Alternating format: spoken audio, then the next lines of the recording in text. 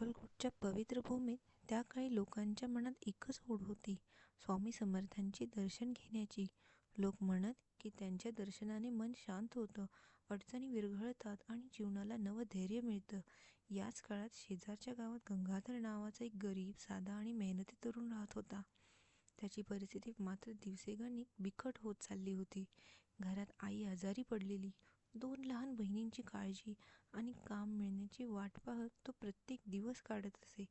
कितीही प्रयत्न केले तरी काही ना काही अडथळा यायचाच. कधी नुकसान, कधी आजार, कधी गैरसमज. त्याचे नशीबच जणू त्याच्या विरोधात उभं होतं. तो रोज मनात एकच प्रार्थना करत असे, स्वामी समर्था, माझ्याकडे पहा.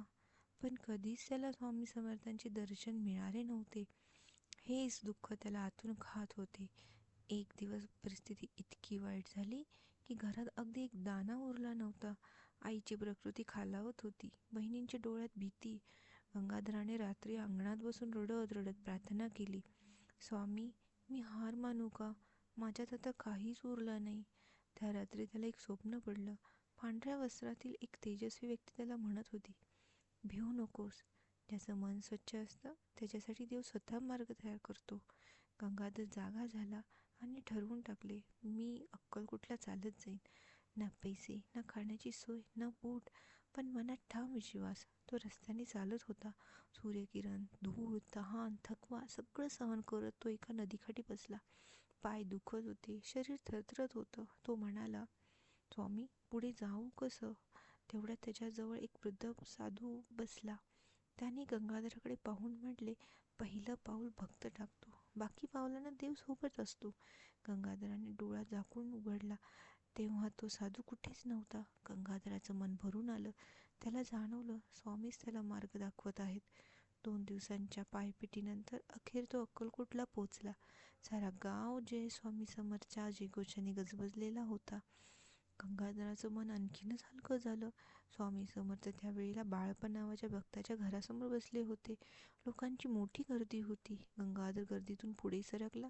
त्याला त्यांच्या चरणांना स्पर्श करायचा होता, पण गर्दी इतकी होती की शक्यच होत नव्हतं.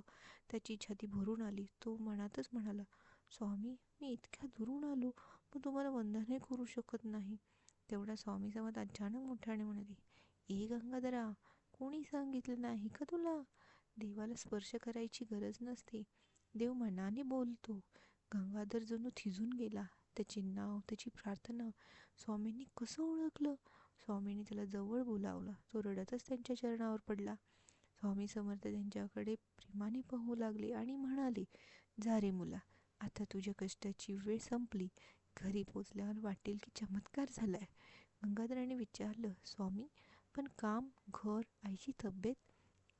स्वामी हसले आणि म्हणाले, देव भुकेल्या भक्ताला कधीच रिकामं पाठवत नाही. जा, विश्वास ठेव. गंगाधर घरी परतला. आश्चर्यकारक रीतीने गावात नवा व्यापारी आला होता. त्याला ताबडतोब एक प्रामाणिक, विश्वासू माणूस कामासाठी हवा होता. गंगाधराचे नाव सगळ्यांनी सुचवले. त्याला चांगल्या पगारावर काम मिळाले. घरात पैशाची सोय झाली. आईची प्रकृती सुधारली. दोन्ही बहिणींचे लग्न योग्य घरात झाले. घरात शांतता, आनंद भरभराट येऊ लागली. काही दिवसांनी गंगाधर पुन्हा अक्कलकोटला गेला.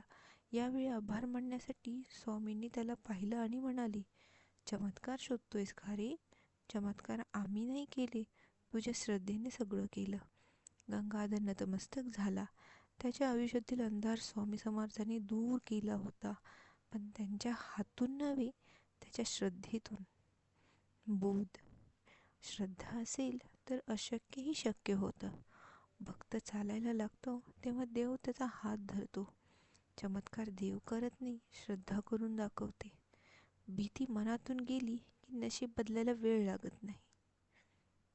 तर मित्रांनो, हा चॅनल सबस्क्राईब करा. मी नवीन आहे आणि पुढेही अशाच कथा तुमच्यासाठी आणत राहीन. धन्यवाद. श्री स्वामी समर्थ.